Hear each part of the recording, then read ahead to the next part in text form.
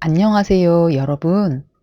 이번 학기 포트폴리오 강의를 맡은 강민경 교수입니다. 제 소개를 간단히 드리자면 플로리스트로 활동한 지 약 20년의 기간 동안 다양한 이력과 경력을 쌓고 있고, 현재는 부산에서 루쳇 플라워 학원을 운영하며 플로리스트 양성을 위한 전문 교육을 하고 있어요. 고용노동부 직업능력개발 훈련부터 창업교육, 화훼장식 기능사, 산업기사, 기사 등 국가기술 자격증, 독일 IHK 플로리스트 자격증 과정까지 다양한 분야로 진출을 위한 플로리스트 교육을 주로 운영하고 있으며, 전시 및 대회, 플라워 상품 판매까지 플로리스트로서 해야 할 일들을 다방면으로 경험하며 여러분들에게 유익한 정보를 제공하려고 하고 있어요. 학원 교육 외에도 외부 활동으로는 사단법인 한국화훼장식 기사협회 부산 지부장을 맡고 있으며 부산광역시 도시농업위원으로 활동하고 있어요. 더 다양한 업무 및 직책을 맡고 있지만 저에 대한 이력과 경력 소개는 이 정도로만 안내 드릴게요. 혹시 저에 대해서 더 궁금하신 분들은 네이버 블로그 또는 인스타그램에서 루쳇 플라워 학원을 검색하시면 자세한 정보를 확인하실 수 있으세요. 1주차 수업이 진행되면 제 연락처로 이메일 및 SNS 주소를 여러분들에게 개별 문자로 전송해 드릴게요. 한 학기 동안 비대면 사이버 강의로 진행되는 만큼 문자로 안내 드릴 내용들이 종종 생길 것 같네요. 그럼 이번 학기 진행될 포트폴리오 교육 목표 및 강의 계획서를 안내 드릴게요.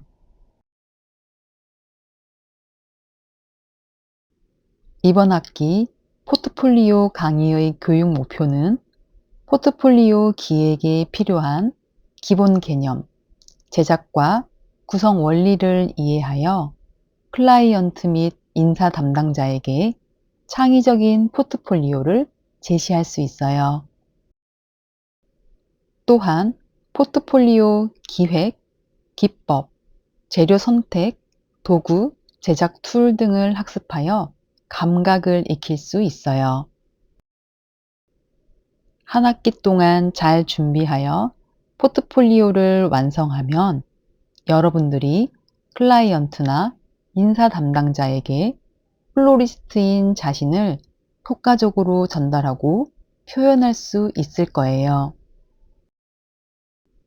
그럼 주차별 학습 안내에 대해 알아볼게요.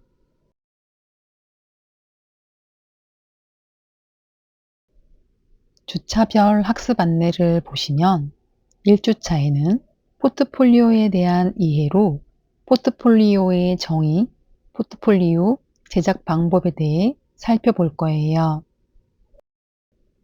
2주차에는 포트폴리오 제작을 위한 색채와 비율에 대한 이해로 색 대비와 색 조화, 황금 비율 등에 대해 학습할 거예요. 3주차에는 포트폴리오 사진 촬영에 대한 이해로 카메라 조작법 및 구도에 대해 알아볼 거예요. 4주차는 사진 촬영의 응용 방법으로 촬영된 사진의 보정 및 효과적인 표현에 대해 알아보고, 5주차 수업에서는 기존에 직접 작업했던 플로리스트 작품들을 분류하여 컨셉을 정리하는 시간을 가질 거예요. 6주차에는 포트폴리오 사례들을 분석하고 포트폴리오에 사용될 제작 툴에 대해 학습하는 시간이에요. 7주차 중간고사에서는 플로리스트 포트폴리오 표지 제작 및 컬러 컨셉, 확정된 디자인의 과제물을 제출하여 중간고사 평가를 반영할 거예요.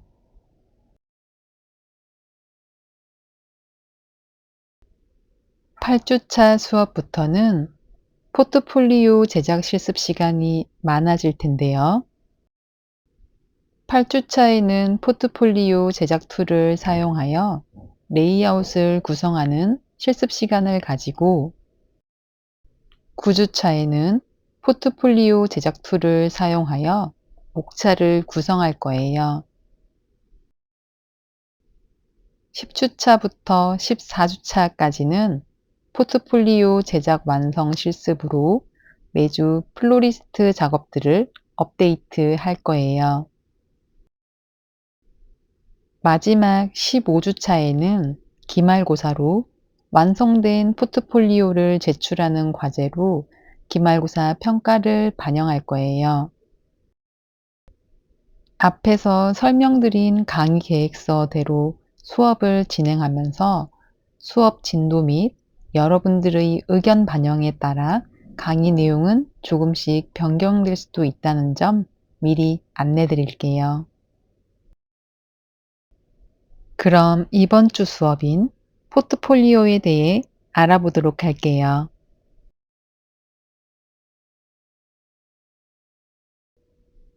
여러분들은 포트폴리오란 단어를 많이 들어 보셨을까요?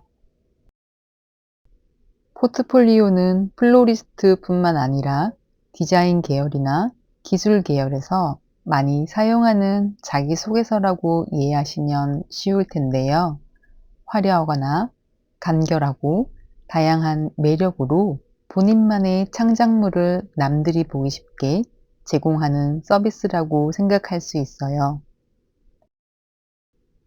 우선 포트폴리오란 서류 가방, 서류집을 뜻하는 어휘로 문서를 모아 휴대할 수 있는 꾸러미를 지칭하던 말이에요. 포트폴리오의 어원을 살펴보면 포트는 가지고 다닌다는 뜻이고 폴리오는 잎사귀에서 유래한 종이라는 뜻으로 가지고 다니는 종이라고 해석할 수 있어요.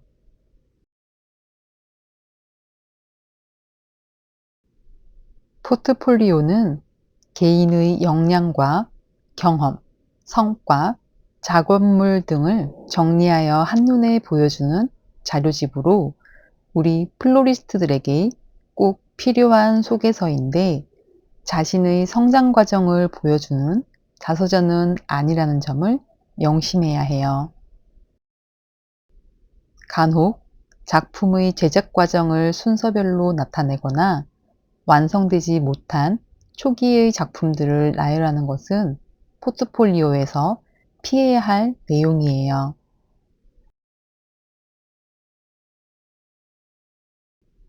포트폴리오는 현재 진행형으로 디자이너로서의 현 주소를 타인이 판단할 수 있도록 보여주는 자료집으로 분야에 따라 무엇을 위한 포트폴리오인지 방향성을 확실히 보여주어야 해요.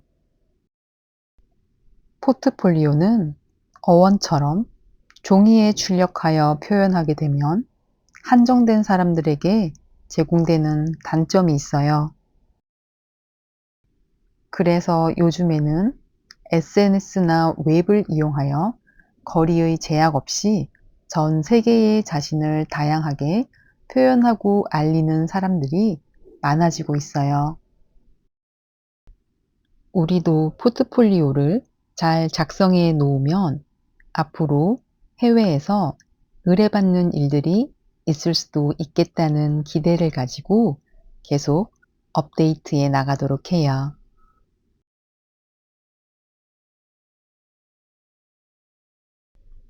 포트폴리오 제작 시 몇 가지 주의해야 될 사항이 있는데 어떤 것들이 있는지 한번 알아볼게요.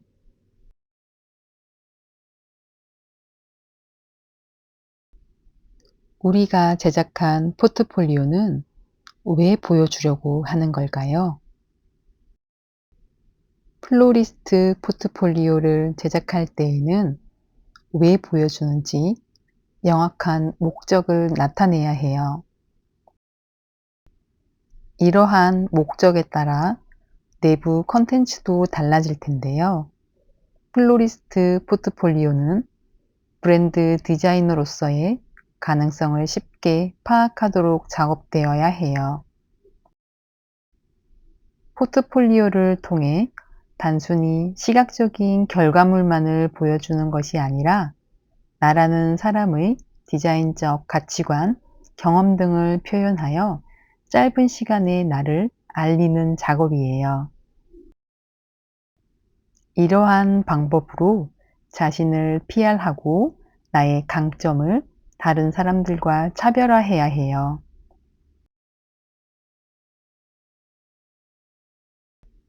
두 번째로, 누구에게 보여주는가에 따라 포트폴리오 제작 방법이 달라질 수 있어요.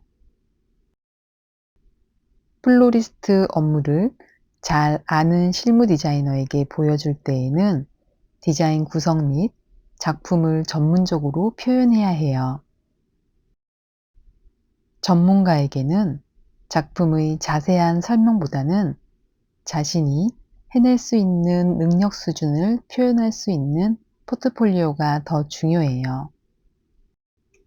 이미 알고 있는 내용들을 포트폴리오에 나타내면 지루한 느낌을 전달할 수가 있기 때문이에요. 반면에 디자인 베이스가 없는 인사 담당자 또는 비전문가에게 보여주는 것이라면 좀 더 쉽고 구체적인 설명이 추가되어야 해요.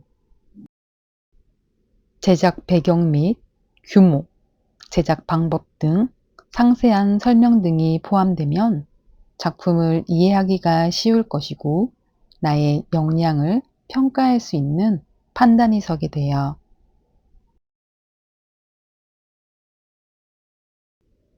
마지막으로 무엇을 보여주는가에 대해 고민을 해야 하는데 앞에서 말했던 부분인 왜 보여주는지, 누구에게 보여줄 것인가에 따라 표현 방식을 명확하게 하는 것이 필요해요. 특히 플로리스트 포트폴리오는 색채가 중요한 작용을 하기 때문에 출력된 프린트물로 전달 시 색 표현이 명확하지 않을 우려도 있게 돼요. 누구에게, 왜, 무엇을 보여줄 것인지에 대한 고민을 충분히 한 후에 포트폴리오를 제작해야 전달력을 충분히 발휘할 수 있어요. 아직 우리 포트폴리오를 제작 실습하기까지는 몇 주의 시간이 있으므로 이러한 부분에 대해 충분히 고민하는 시간을 갖도록 해요. 지금까지 포트폴리오 제작 시 주의해야 될 사항들을 살펴보았어요.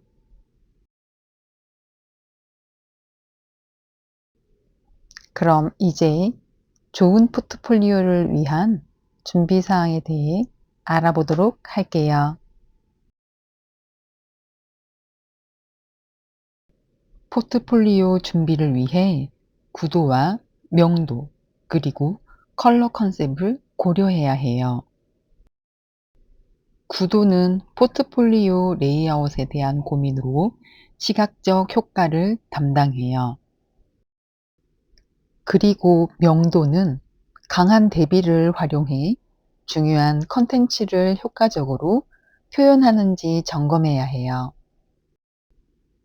마지막으로 전체적인 컬러 콘셉트와 포인트 컬러를 정한 후 통일감 있게 작업해야 해요. 여러분들은 우리 수업의 화면을 보시면 어떤 컬러감이 눈에 띄시나요? 제가 운영하는 루체스의 브랜드 컬러 컨셉은 식물을 다루는 일을 하므로 청록색을 기본으로 하고 있어요. 일반적으로 색상이 불러일으키는 감정적 효과에서 초록색은 환경 친화적이고 안정감과 편안함을 줄 수 있어요. 또한 식물의 싱그러움과 녹음을 나타내므로 성장의 느낌도 줄 수 있어요. 여러분들도 우리 수업을 진행하며 컬러에 대한 감정적 효과를 찾아 본인의 컬러 컨셉을 미리 정해두면 포트폴리오 제작 시 활용할 수 있어요. 그럼 포트폴리오 준비를 위한 구도, 명도, 컬러 컨셉에 대한 세부 내용을 살펴볼게요. 첫 번째로 살펴볼 구도에서는 방사형 구도, 수직과 수평의 구도, 역삼각형 구도, U자형 구도, 사선과 대각선 구도, 회전 구도, 삼각 구도 등 7가지 구도에 대해 알아볼 거예요. 그럼 각 구도의 특징과 효과에 대해 알아보고 사진으로 구도의 특성을 살펴보도록 할게요. 방사형 구도는 하나의 중심에서 외곽으로 퍼지는 구도이며 확산과 강조의 효과가 있어요. 역동적이고 웅장하고 강조해 줄 수 있는 효과가 있으며 스피드가 느껴지는 구도나 무언가 강조하고 싶을 때 사용하면 효과적이에요. 위쪽의 방사형 구도 그림을 보시면 중앙에서 사방으로 펼쳐지거나 아래쪽에서 위쪽으로 또는 위쪽에서 아래쪽으로 향하는 방사형의 구도를 볼 수 있어요. 방사형 구도의 왼쪽 사진 예시를 보시면 광화문의 이순신 동상을 중심으로 사방의 건물들이 모이거나 또는 퍼져나가는 모습을 볼 수 있어요. 이러한 구도는 동상을 강조하는 효과를 나타내네요. 다음으로 오른쪽의 사진 예시를 보면 양쪽의 상가들과 아래쪽의 수변 공간, 위쪽의 장식물들이 중앙의 빛이 나는 조형물로 모여드는 느낌을 확인할 수 있어요. 이러한 구도가 방사형 구도로 어떤 사물을 강조할 때 표현하면 효과가 좋아요. 두 번째는 수직과 수평 구도로 보는 사람으로 하여금 안정감과 차분함을 느낄 수 있어요. 수직 수평 구도는 몬드리안의 작품에서 볼 수 있는데 몬드리안은 네덜란드의 화가로 점, 선, 면만을 이용하여 기하학적으로 단순화한 작품을 제작한 추상 작가예요. 화면 위의 그림을 보시면 이러한 선의 방향들을 이용하여 빨강, 노랑, 파랑, 흰색을 사용한 몬드리안의 작품이 떠오르시는 분도 있을 거예요. 이러한 수직 수평 구도는 안정감을 주는 반면 자칫 잘못 표현하면 지루해진다는 단점이 생길 수 있어요. 하지만 수직 수평 구도를 각 변들의 각도를 조금씩 틀어서 간격과 길이에 변화를 주면 지루해지지 않게 만들 수도 있어요. 간격은 중심부로 갈수록 좁고 외곽으로 갈수록 넓게 하면 편안해지는 느낌을 줄 수 있어요. 왼쪽 화면에 보이는 수평 구도는 편안하면서 안정감을 주는 느낌이지만 오른쪽의 수직 구도 사진은 간격을 위로 갈수록 좁게 해주면서 편안함보다는 약간 역동적으로 느껴지네요.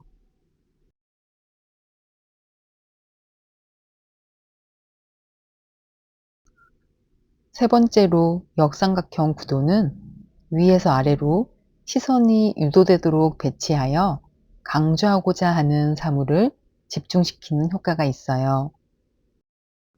하지만 이 구도는 자칫 불안하게 보일 수도 있어요. 인간은 무의식적으로 안정적인 구도를 추구하기 때문에 역삼각형보다는 삼각형 구도를 가장 이상적이고 안정적인 구도로 생각해요. 화면의 역삼각형 구도를 보시면 아래로 향하는 꼭지점의 대상물이 집중되는 효과가 있으나 앞의 수직수평 구도보다는 불안정한 느낌이 드네요.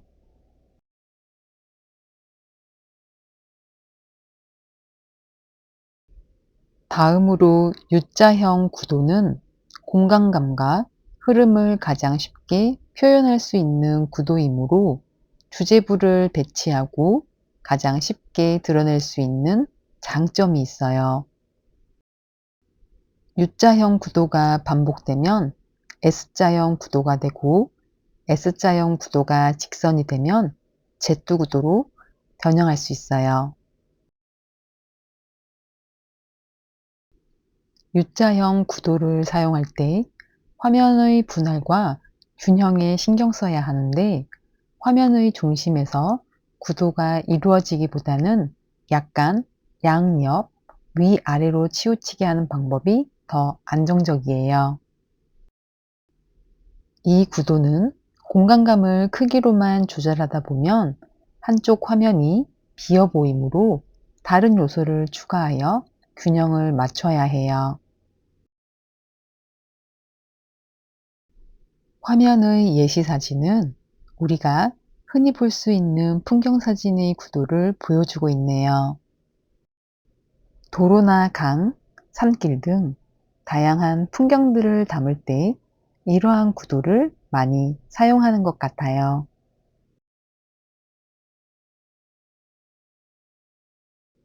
다섯 번째로 사선과 대각선 구도는 속도감과 공간감을 표현하기 좋은 장점이 있어요. 대각선 구도를 사용할 때에는 각 선들의 길이와 간격이 잘 배치되어 있는지, 분할되는 면들이 각각 다른 크기를 가지고 있는지 확인해야 해요. 화면의 예시 사진은 대각선 구도로 좌우 간격을 다르게 하여 강조하는 부분과 보조하는 부분이 명확하게 나눠져 보이네요. 이러한 구도는 공간감을 잘 표현해 주는 것 같아요.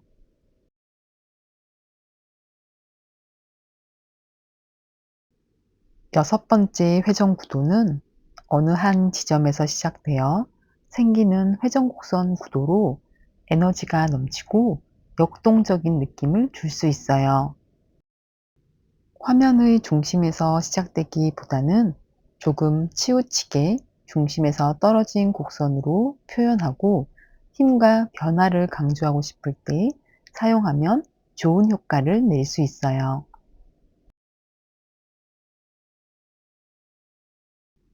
화면의 예시를 보시면 앞의 설명처럼 회전하는 구도는 생동감을 주는 느낌이네요.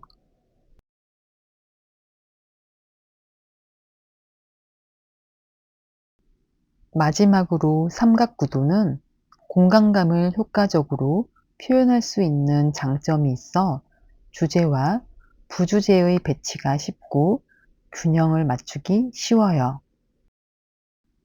선으로 구도를 표현할 때에는 화면 분할에 주의해야 하고 점으로 표현할 때에는 주제부 위치와 각각의 밸런스, 균형을 잘 맞추어야 해요. 앞에서 설명했던 역삼각형 구도와는 다르게 안정감을 주면서 주제부가 돋보이는 효과를 나타낼 수가 있겠네요. 왼쪽 삼각구도의 사진 예시를 보면 왼쪽과 아래쪽의 공간감이 다르게 느껴지고 오른쪽이 주제부의 느낌이 전해지네요. 오른쪽의 사진 예시에서도 마찬가지로 위쪽의 삼각구도가 돋보이는 느낌이 있어요.